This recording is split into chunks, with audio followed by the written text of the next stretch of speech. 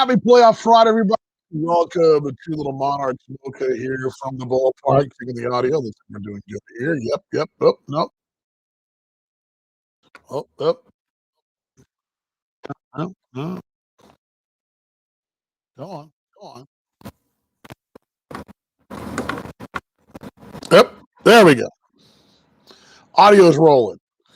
I just got to bring it down just a little bit there. All good. Happy Friday. Happy playoff Friday to you. Welcome to Monarchs Mocha for lunchtime. I got the cold brew going and getting prep work in for tonight. You can look down there. I'm going to show you here in just a moment. You're looking live because I like to do a little live shot of the ballpark down there and what's going on. Down below is getting a little field maintenance there. Looks like Tyler's out there cutting the lines. It looks good. I mean, look at those lines. Looks really cool. I asked him this yesterday, and Tyler Stelter does, obviously, head groundskeeper. Phenomenal job. And I asked him yesterday, they've been doing the cut lines, I guess, north and south, more or less, in like a, I don't know, checkerboard type deal. But he's done this series and this week kind of that not only east-west, I guess they're kind of north by northeast, I don't know, south by northeast, something like that. Anyway, it looks good. And I get those cut lines, it looks really, really good. Grass is really green. It's amazing what a little cooler, granted it's still the 80s, but what going from the mid-90s down to the 80s does for you as far as grass. All good to go. It looks great down there. About what are we at? We're at lunchtime, so at 1, 2, 3, 4, 5, 6. 6 hours, 7 hours from now, we'll be into the first inning. We should be. We should probably have the festivities done. We might be through the top of the half of the first inning tonight from here at Legends Field in Kansas City. Everything's a buzz. Ballpark has the look. The bunning's up. There's some really cool signage up. Even got the postseason cap. Nick's working behind me. I'm trying to be quiet here. Well, I can't really be quiet, but I can't be as quiet as I can be. But he's back there slowly doing his. We're like that, like seats flying out of the place. And people grabbing them left and right. These are the new postseason cap. How about those? Oops. There you go. The postseason logo. It's everywhere, folks. It's everywhere. Postseason logo. There we go. It's everywhere. I'll bring the camera down. But, that's looks good. And put it right back up there. But a lot of activity here. This is bonus baseball. You hope that when you start in May, really, when you go back to the hot stove back in January and February, you're hoping that you'll be playing meaningful baseball. It's been talked about before. With Joe Captain, we've said it so many times. We've talked about this, that, the goal is to play meaningful baseball the last month, the last weeks of the season, and you're doing it. And you've done it. Sioux City did the very same thing. Sioux City comes in with their backs firmly against the wall all last week, and they found a way out of those 3 to make it to today. And the argument, I think I mentioned this on this week in the association segment that I did with them last night. The argument, coming in, and I even had this conversation with our friend Nate Sampson of Sioux City, who's injured now. They've had their backs against the wall. But so did Cleveland and so did Lincoln. And the crazy thing about the whole backs against the wall theory, to me, is, Kansas City, as I mentioned last night on the show with Rob Pierre and Kevin Luco, the Monarchs didn't change anything last week. And I think I mentioned this to you guys yesterday. Everybody's backs against the wall, but Kansas City did what Kansas City did. That's go out and win ball games. Now, granted, the stakes were very low at the time, but winning, setting more franchise records, finishing strong. If you'd have gone in last weekend against Cleveland and dropped 3 or 4 and kind of backed in, you already clinched. You kind of just went back to motions, and you had position players pitching and experimental position players. Guys play their position, just kind of going about your business and would you feel better than you do now coming in after that weekend series in Cleveland? And I would tell you that in general, the backs against the wall theory always is one that I really love. I love that theory. It works a lot and playoff runs in the NFL, and teams have to, basically play the last couple weeks. And wild card teams get hot. I like that theory. It's been always very big in football. I would tell you that usually I'd be really into that, but I told the guys last night, I think, yes, Sioux City comes in with their backs against the wall because they've been playing playoff baseball for a couple of weeks, but I'd probably say that would be a real big advantage. It wasn't the fact that Kansas City played to win all those games in Cleveland, and it came down the final out on Monday to even find out what was going to happen. So as far as Cleveland, Lincoln, and Sioux City. So, and by the way, those three teams all on Monday had everything to win, to play for and win, and not a single one of them won. So there's that to throw in the mix too. So anyway, a great matchup. Now, this is the third time these two teams have squared off in as many seasons. Of course, we didn't play last year, but the full season, 12-member league playing again. So it's a kind of a trilogy, we're calling it, I guess. Something Connor Ryan and I kind of joked about their play-by-play voice. But the Sioux City Explorers and the Monarchs / T-Bones met at 18. To refresh your memory, that playoff series was a dandy. It was everything that playoff series were going to be. It was a situation where both teams had a really good second half of the season. Really, Kansas City was slightly ahead of the pace the second half of the year. They had a really good first half, but both teams were probably that year the two best teams in the association at 18. Just so happens they played in that first round. And if you remember that series, the Monarchs / T-Bones split here against Sioux City and played a phenomenal game on a Friday up there to grab the series lead. Lost, gave up some runs in the middle innings on Saturday. They won the series and a nail biter there on a Sunday. And if you guys remember that great series and on the St. Paul from there, which was a similar situation, split and then came home and won two. Didn't even play a third. Didn't play that fifth. 2019, both clubs went into it. The final week, we're battling with Cleveland for the division title. And a wild card, Kansas City got the division title. First one, the Monarchs / T-Bones had won in the American Association. Won it. But there was a price to pay that season. Kansas City was banged up. Remember, Roy Morales was hoping to come back, but he wasn't ready. Christian Correa got hurt, I believe, in game 2.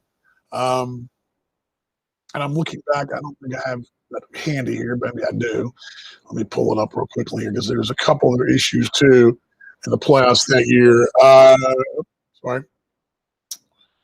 Because there was other items. There was little odds and ends. But at that time, the then T-Bones in 19 came in really almost as if they were exhausted from the whole running the gauntlet in the division. One of those deals where the team fought toward the very end. Let's see here. Correa was hurt. Remember, Austin Begard came in and was the backup catcher. Correa got hurt in game 2. Sean O'Malley. Remember, Sean O'Malley really couldn't stand. I mean, he was playing short. His back was hurt for a better part of August, and he tried to go, and he couldn't run. And he was in pain. Daniel Nava was banged up a bit too, and that one he was having a real hard time. There was a real club was really banged up. Mason Davis's arm was hurt as well, and the pitching was not quite nearly as deep as this staff is. You had Dylan Baker, Keith Bostic, and but you brought in T.J. House, the big leaguer, and John Perrin, of course, who lives here, was part of that staff. But there were a lot. Those guys really were on fumes. And I think the role was reversed a little bit. Sioux City sort of was like the 18 T-Bones, and the T-Bones in 19 were like this. I'm saying they reversed fortune a little bit. This series, I can't really tell you anything that compares to those two series.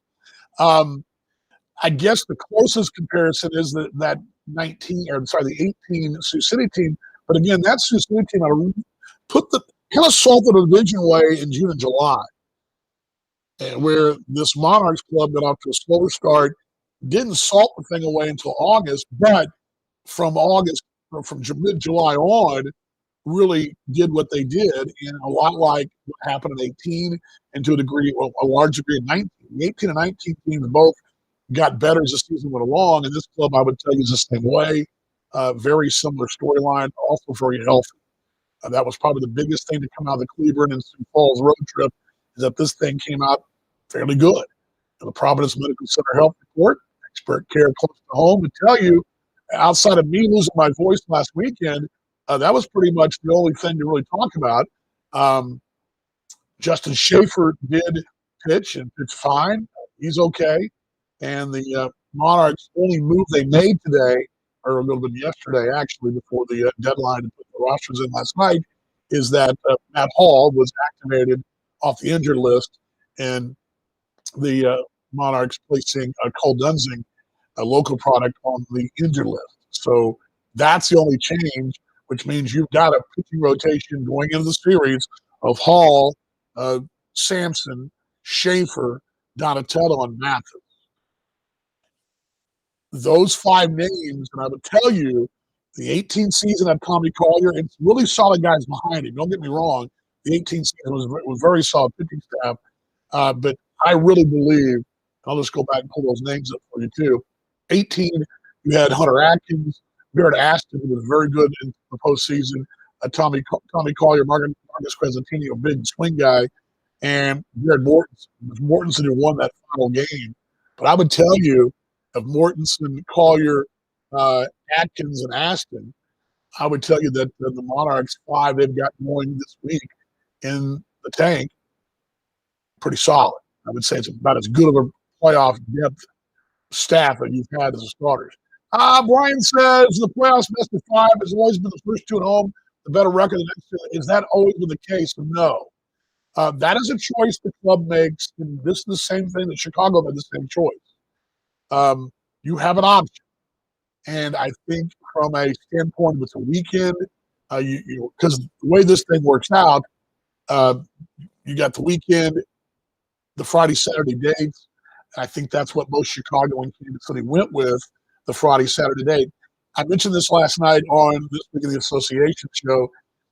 I don't know that there's a school of thought for each one. It's one of the few arguments in the league that I think it's not cut and dry. I would tell you that most times you would think, well, home field advantage is what you want. That's true.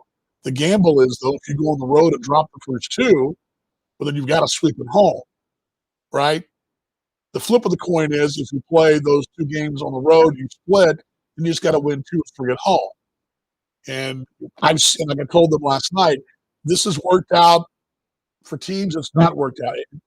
There's no rhyme or reason to it. I was with the Gary Railcats in 13. They split in Fargo in the first round and came home and beat Fargo 2-3 to go into the finals against Wichita, which they split against Wichita and then went down to Wichita and won 2 games there. Now, that was kind of maybe an abnormal situation. Go back to the 18 season for Kansas City, Brian. The Monarchs and the T-Bones split the Sioux City series at home and then won 2 or 3 there.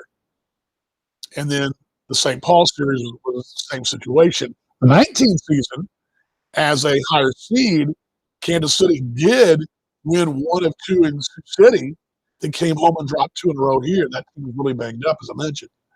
So it's worked, and I think this is more of a what Chicago and Kansas City thought as being home weekend.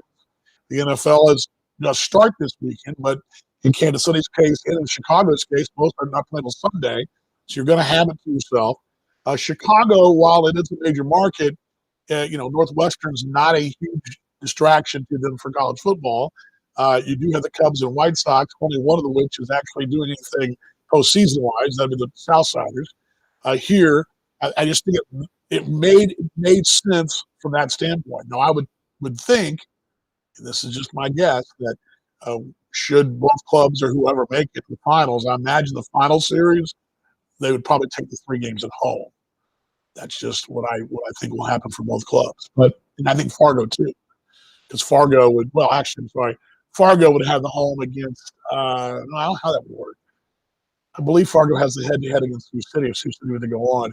So I think the combination, when I look at them, I believe that's the way it works. Plus the better record, and that's all good. So other questions and comments, Brian. Very good question though. A very good question. How about tonight's pitching matchup? We do have that for you, and shouldn't be a big surprise, but that Matt Hall's going for Kansas City, left-hander Brett Adcock going for the Explorers.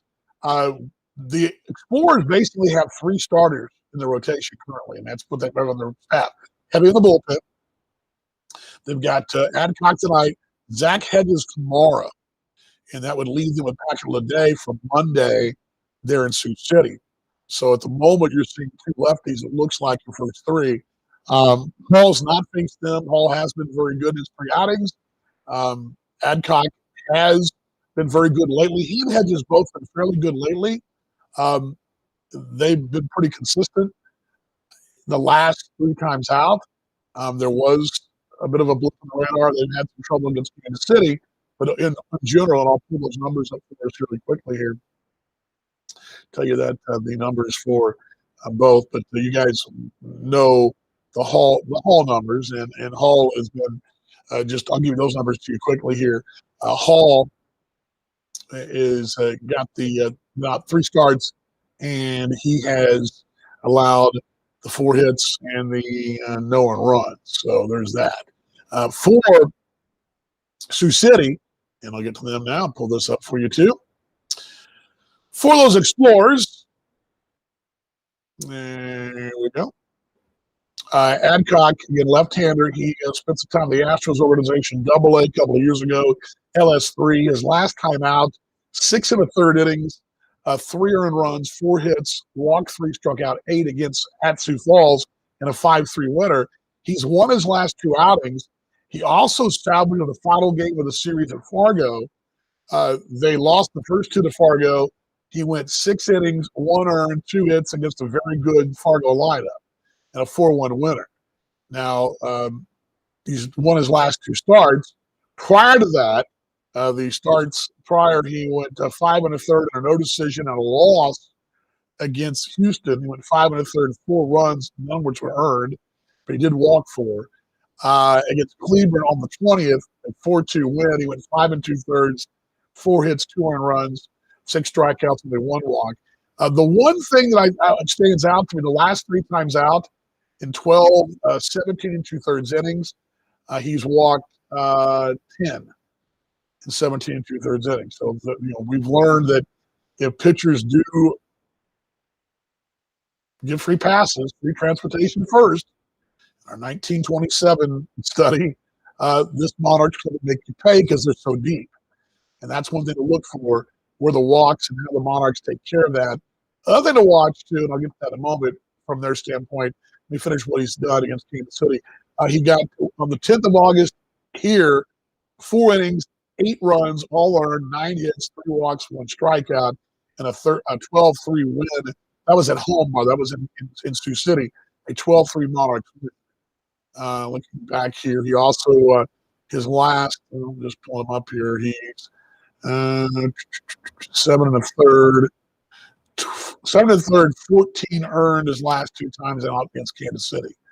So while against the league was very good, against the Monarchs, he's struggled a little bit. But he seems like a pretty solid. I've been impressed with his work. He's a strikeout guy, which bodes well for Sioux City. Sioux City, he's got 18 strikeouts his last 17 1/3. The Monarchs will strike out a lot. We do know this. That's something we know that happens. So just some notes to pass along to you as far as the matchup here. Go Monarchs, first step to the championship. Yes, Anthony, I'm with you. Right there with you. Tomorrow night, pair of right-handers, it'll be Zach Hedges. Very similar storyline, except on the right side from Adcock against Keeper Sampson, who, very similar story, maybe a larger sample size from Monarchs, but has had some success against Sioux City. So there's that. I'll say it like I told the guys last night at the show. They asked me the question. The Monarchs advance, and this is because of the reason why. Sometimes we dive in so deep and go, okay, well, analytics, lefty righty, situational.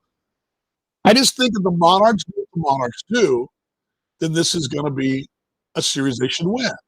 If the Monarchs do things they've not done, and I mean over the course of a long season, you've not had issues. And there's been some times in a one-game sample. That's why the one-game play is always scary.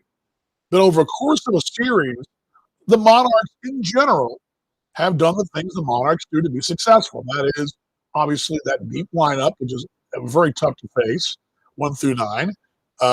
Solid starting pitching, the bullpen doing what the bullpen does. And I think that's pretty much been the story. It's simple recipes. Nothing, they're not going to change anything. They're not going to see all of a sudden, they're not going to start running like crazy on the bases.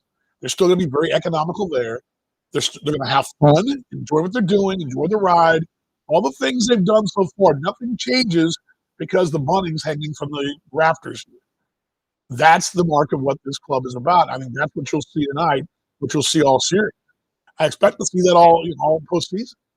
Now, Sioux City is pesky. They've got a fiery club. I love their club. We've talked about these guys who are well-seasoned playoff veterans in this league. Jose Sermo. It starts with him. You've got to face Jose Sermo, most likely with the bases clear. You don't want him up with runners aboard. That's when he can be trouble. They've tried to. I think they've righted the ship at short. They brought in. Let me get the name right here. They brought in a young man who out of Ole Miss, Errol Robinson, has been playing short for them. Played at AAA and AA for the Dodgers. He's been in there, and also Nick Franklin, the veteran who played here, which was a question was brought up to me last night as well. A couple of new pieces of the puzzle for them. In Defensive Player of the Year, Chase Harris.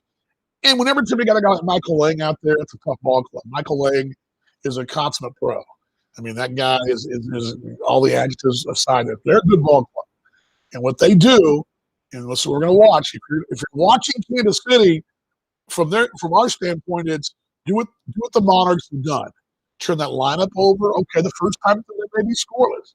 It's the second time adjustment. That's what we've seen this team do before. And it's what this team does second, third times through this lineup card so deep that it's hard to really navigate those waters.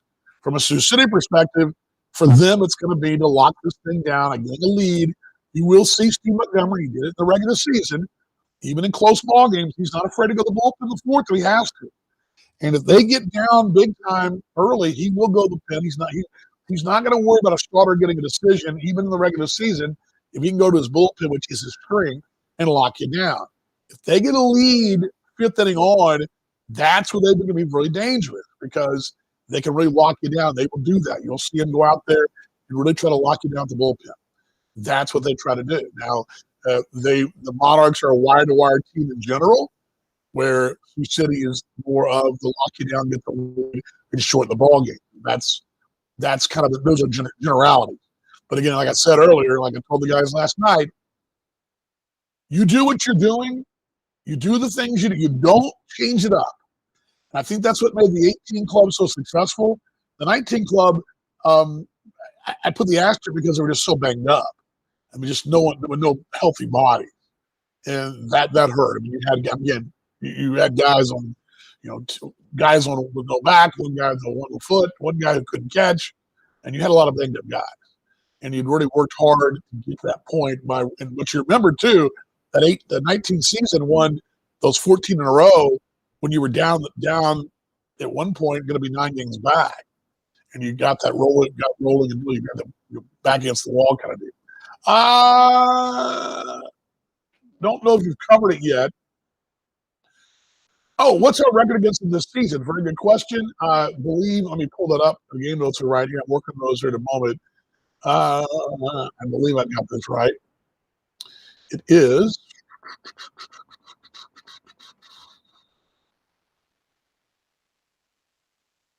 But it's very interesting, and I'll pull the tail of the tape up too, head to head. Kansas City against Sioux City this year, 7-2. Went 5-1 here and 3-3 on the road. Now, I mentioned this yesterday. Those 3-3, the first 2 losses came on the first road trip when the team was 4-8. I'll throw that out there. The other one came in a doubleheader there in Sioux City last month. But 5-1 here.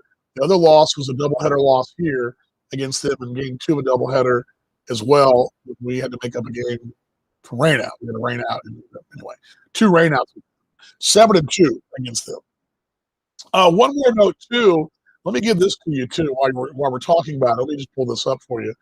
This is the head-to-head numbers, and I had these in the game note, or not the game notes, in the stat packs, and I pulled these up for you. Give me just a moment here. This is the head-to-head.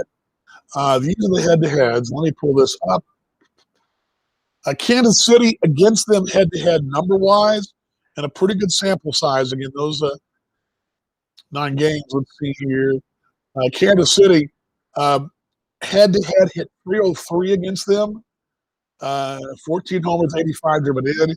Pitching-wise, a 5.01 head-to-head against them. And for Sioux City, pull this up for you. Sioux City against Kansas City, not King County, Kansas City. There we go. They had a average of 259, hit 8 homers and 53 driven in, and their ERA was an 8.34. So take that for what you will, but that's the numbers there. The head-to-heads.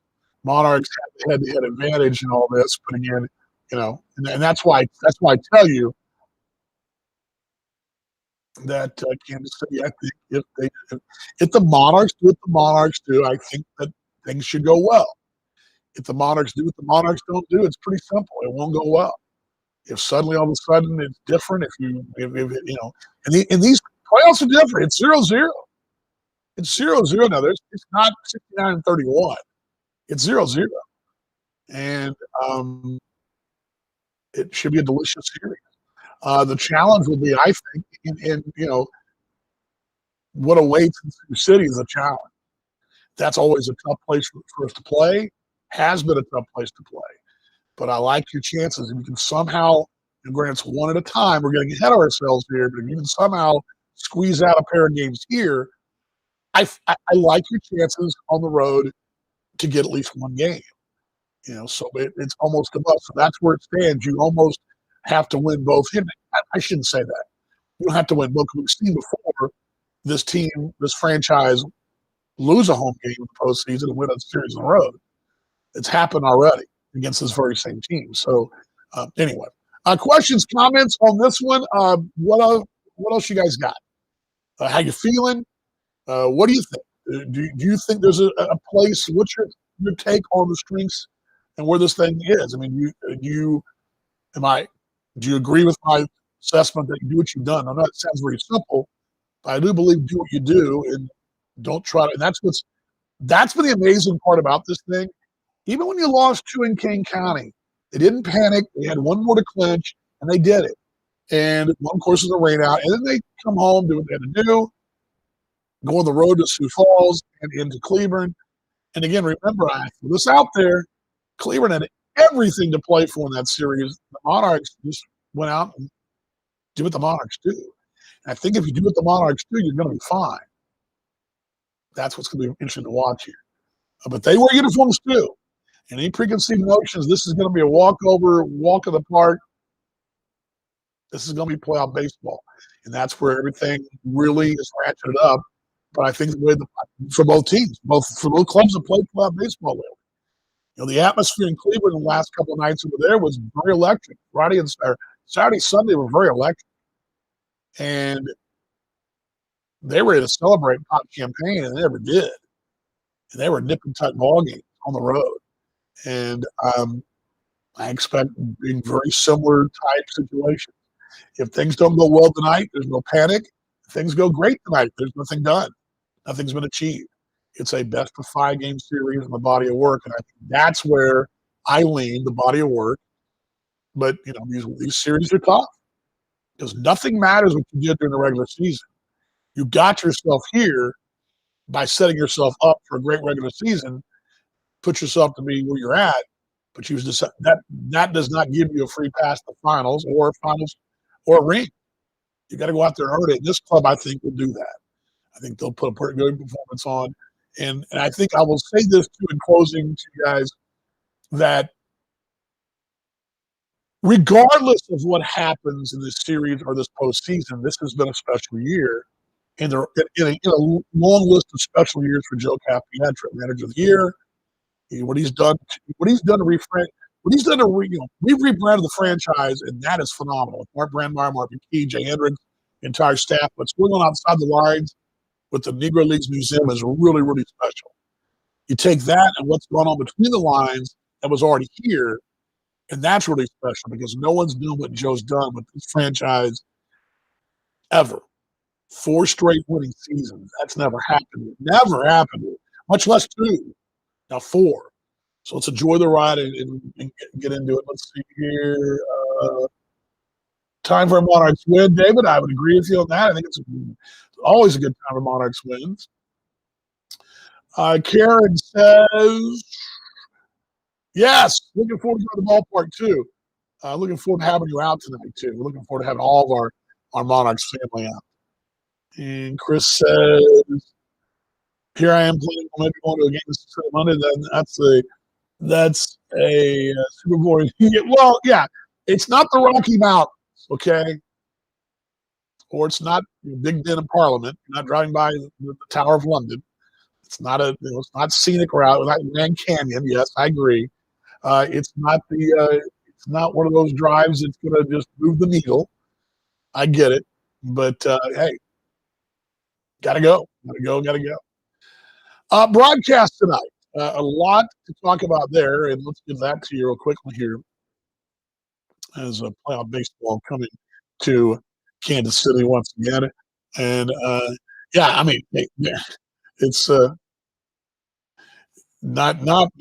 Again, you know my feeling. I love the folks in Sioux City. It's a very tough place to call a broadcast. It's a very tough broadcast position because I don't really. I mean, we don't have the room to do what we do.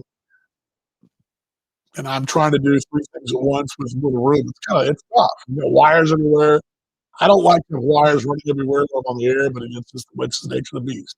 We work around it. We have the natural work around. But all right, broadcast tonight will begin at the top of the hour at 7 o'clock on the American Association site, aabaseball.tv, aabaseball.tv. The video, we'll have our audio patched into it, already ready to go tonight. The pregame show on the Monarchs broadcast network begins right after 6:30. We will get you ready for this one. Joe Capietro. We'll look at the postseason numbers so far, and we'll dive into the Monarchs 101 with DB. Also, Here's Light flashback, Monarchs playoff flashback moment to maybe get some of that good energy going from the Negro League World Series back in the day. So we'll do that at 6:30. It'll be on MixLR. I'll put that link up for you right now as well. And aabaseball.tv. A lot of folks will be tuned in. Looking forward to having you folks join us, but it should be fun. And then at 6:30, tomorrow, same time, same place. We will do a playoff show tomorrow. Okay, we will do a playoff show tomorrow. We'll give you the highlights if we hope we can pull them. I don't even know if we're going to pull them. Now I think about it because I forgot Nathan's not here. That could be a long night for me. Oh, oh well. Hey, well, I love what I do, right?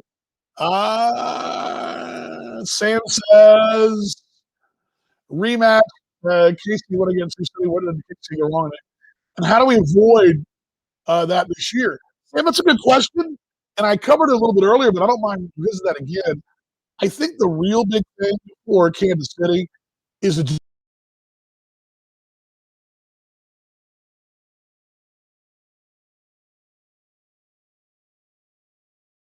Sorry about that. Sorry, I just.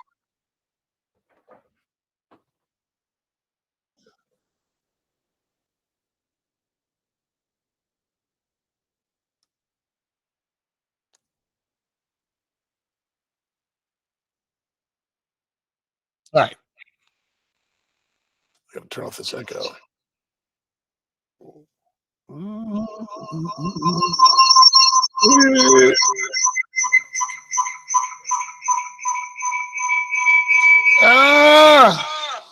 Gosh, sorry about that.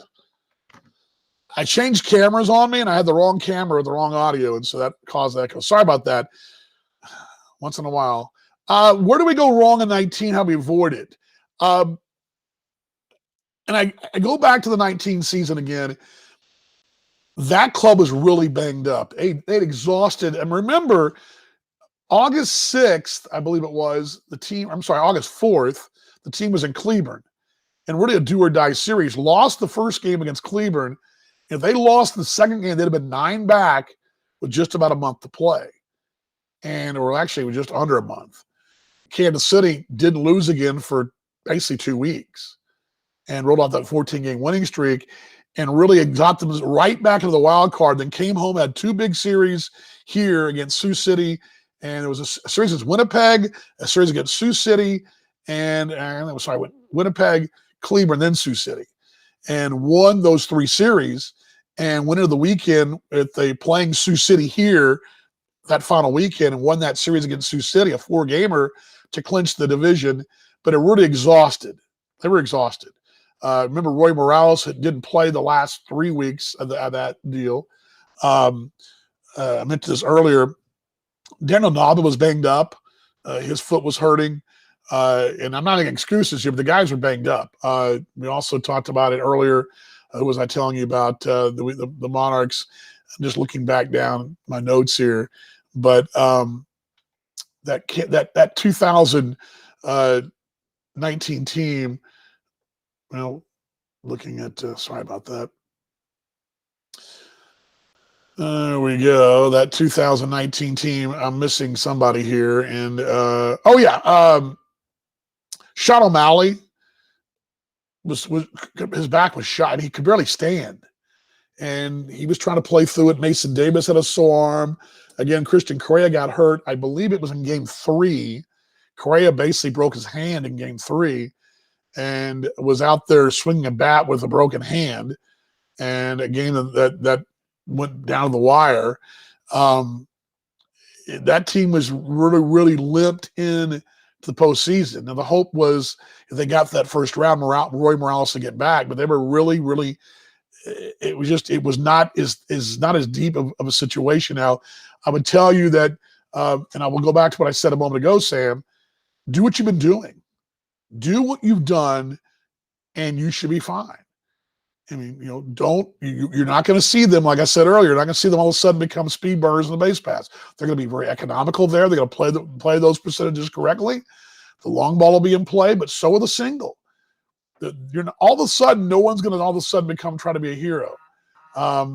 They're all heroes. And this collective, and I go back to last weekend, don't change anything they've done. And that's what I would tell you. The 18 season was a little different. That team was rolling along differently than the 19 team. The 18 team was very much a lot like this team. A lot, not the same, but there was a lot of similarities in the two. Let's see, I'm sorry. Yes, it is his first playoff baseball as owner. Yes, and we had a staff meeting this morning. Mark's excited, very excited. He is very thankful. I mean, it's been really, really cool to be a part of it. I know they are ecstatic. Mark Brandmeier is ecstatic. And he's very, we had a group meeting yesterday with the entire staff, one this morning for the game day meeting. And yeah, couldn't be any more excited. And I mean, you first class all the way, and he's enjoying the ride. Let's see here. Chris says, their tickets seem dirt cheap. They have trouble getting fans to come out of that price. Our tickets you're talking about? Are you talking about? Is that what you're talking about? The thing about playoff baseball, Chris, is in the minor leagues, it's a little different because you don't know. And I mentioned this last night or on our show yesterday. For example, we didn't know that Sioux City's here. They got in yesterday morning at 8:00 from Texas. They needed the hotel, and we didn't know we were going to need the hotel. We didn't know they were going to be coming here until Wednesday night at 11:00 or whatever it was, 10:30. I mean, we knew someone was coming here, but we didn't know they were coming. We knew that someone was coming. We didn't know where we're going. And so if we don't know where you're going until, Wednesday, it's hard to plan out. So you're planning this on the fly. You're planning the postseason on the fly, and that's always been a challenge. But I think this staff's done a great job. I mean, we've got a really cool series planned with first responders tomorrow night. Tonight, the opening night of the postseason. Got a really, and Nick was in there a few minutes ago. We've got a great sale of low reserves, and just been really, really solid. I think just in general. Now, granted, I don't think you're not gonna have 10,000. I'm not gonna tell you that. I think there'll be a good atmosphere tonight, and it's one of those things. Hopefully, and my hope is that people begin to realize, oh wait, this is something that happens around here more times than not. And so you kind of plan on postseason play. It's like Wichita used to plan on it every year when they were in our league. Winnipeg for a number of years were always in the mix. So you should probably plan on being in the mix. Let's see here. Oh, you're talking about that's what makes it challenging. I think going there, it's a challenge in general because of that. You've heard my story about the whole the couple fighting over Applebee's or Chili's. And my crowd might picked it up. It's a great story, but I won't bore you with it now. But I leaned out and said, "Go to Applebee's. It has a better happy hour," whatever I said. Sometimes you go to a place that's kind of quiet. It can be a challenge. You remember those games in Grand Prairie a couple of years ago? Kind of getting hyped for it was a challenge because it was friends and family, or not even friends and family, just family or just friends. It wasn't both. But they had a great atmosphere 2 years ago. The club, we played there in 18. That was a jump in place. Now the 19 season, I don't remember much about that game up there. I mean, we played 2, but I don't remember much about it. The 18 season, I remember everything about that series because that was a nail biter, and that place was jumping. They were really, really into it. And so sometimes, like we saw with Cleburne last other night, that crowd was really into it in a smaller venue. I think you'll see that in Sioux City.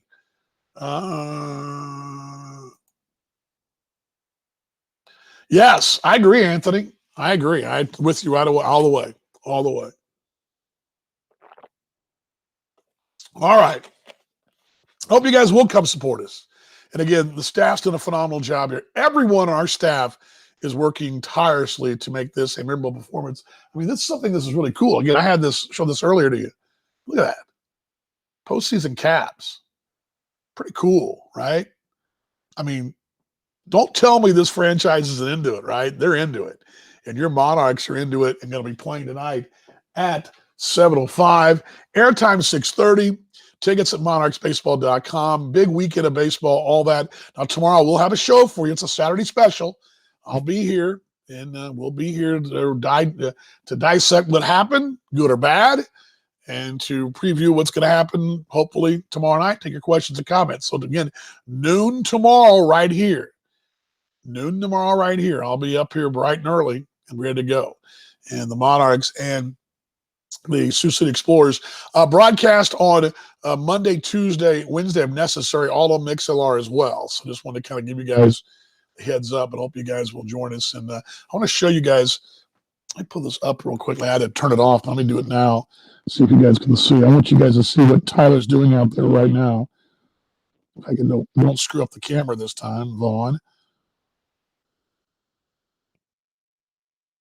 But it's taking. I was wondering what he was doing, but he's doing. I mentioned this yesterday. He was doing doing the cut lines, and I talked about it a while ago. He's doing the cut lines again. I want to join. I want to join the broadcast. Ugh, come on, Vaughn. There we go.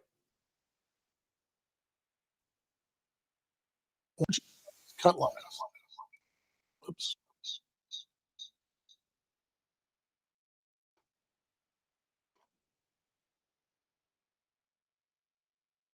All right.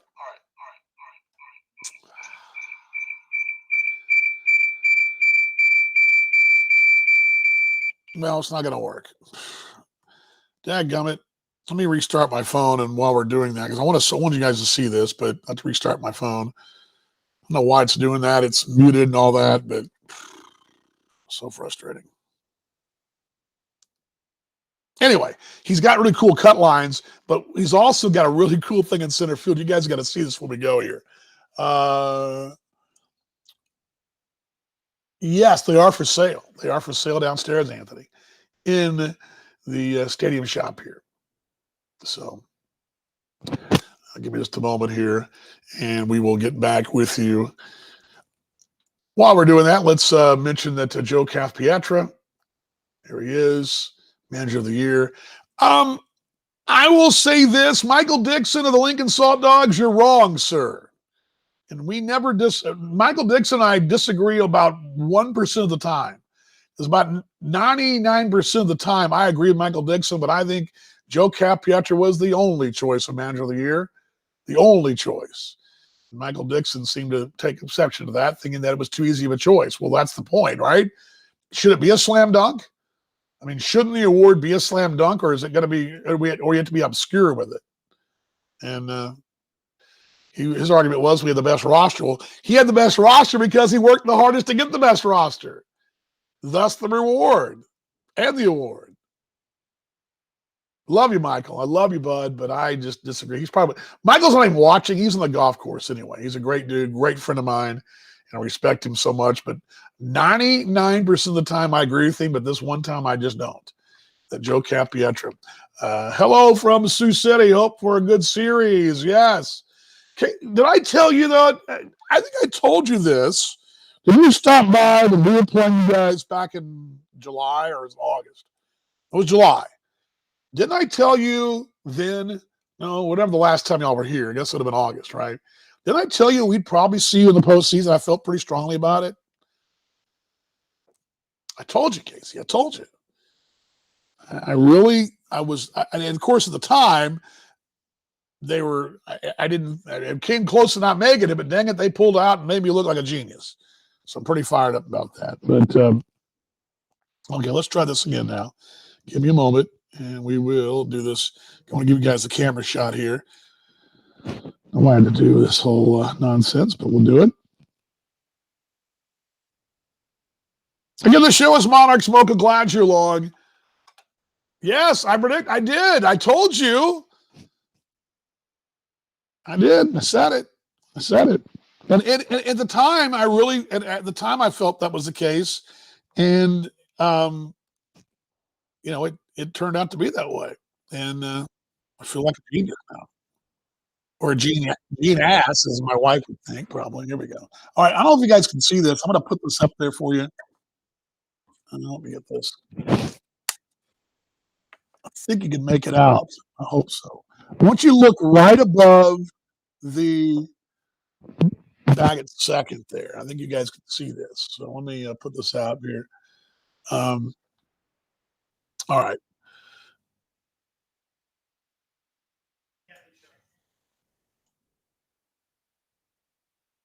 All right. Do you see where Tyler is out there? Let me put this on the screen. Do you see out there at the top? He's mowing. What do you see there? You guys see it? Does that look cool or what? Remember, I told you the cut lines a while ago, kind of going southwest to northeast. Well, he's got out in center field the interlocking KC is what he's doing right now. Isn't that cool? Not quite done yet, but you can make out the C and the K and the C. Can you guys see that? Looks really, really cool. And you can he's about to connect the C between the legs of the K, but you can see him doing that. Does that look really cool or what? Really, really cool or what?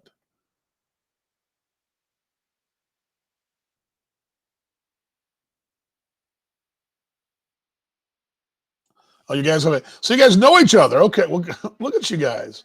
How about that small world here, huh? Isn't that cool? That KC is cool. Isn't that epic? That is epic, Chris. Look at that. Look at that. Isn't that really cool? That's really, really cool, y'all. Really, really cool. All right, well, get out here and see that in person tonight. The staff's worked their tail off for a great show. As a matter of fact, for the entertainment person in you, Morgan's crew is unveiling some new games tonight that have never been done here. How about that? How about that? I mean, we're not just going to rest on our laurels and just say, we're bringing it to you. And the team's going to do it as well. Should be a great series. Should be fun tonight. Again, AABaseball.tv, top of the hour, 7 o'clock. Radio starts at 6:35 or around 6:30, the music plays. We'll get going to you.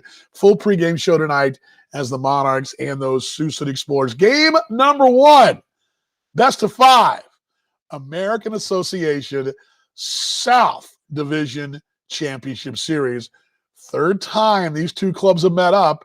It's the first time, though, the Monarchs have met up with Sioux City. The old T-Bones did it twice, so this is kind of a first. Not a kind of, it is a first for the Monarchs. So all that here in the American Association. All right. Can't wait tonight. Yes, you'll see me. Yes, you will see me in the press box I'll be there Monday. I promise. I'll be there. I'll be squeezed in there, high-fiving everybody. I can't wait to see Jamie and everybody there up there in Sioux City. And what I love about that, this is a little ridiculous thing for me, but I love the fact I can kind of roll my chair back and kind of grab me a drink out of the cooler. It's perfect placement right there, guys. Perfect. Thank you. Look forward to seeing you guys up there. And best to you guys in Sioux City. And for everybody else, Monarch faithful, best to you. Much love to y'all. Again, we'll do this tomorrow at noon. We'll recap tonight and look forward to game number 2. Again tonight, pitching matchup one more time for you. 2 lefties. Matt Hall, the local product, will go out there tonight in game number 1 against left-hander Brett Adcock. Lefty. It's a lefty-lefty matchup tonight here from Legends Field in Kansas City. Right now, that sky blue, nothing but blue sky shining on us here and hoping for a Monarchs W tonight. Okay, everybody ready for a little Go Monarchs? Casey, you don't have to participate in this if you don't want to. But if you want to, you're feel free to. But it's a 1, 2, 3 Go Monarchs. So let's everybody's voice. Everybody ready? Everybody ready for a little 1, 2, 3 Go Monarchs? Are we all ready? Okay, all right. Let's all get ready here. Let's get focused, get our game face on. All right. 1, 2, 3. Go Monarchs. I'll see you on the broadcast tonight, everybody.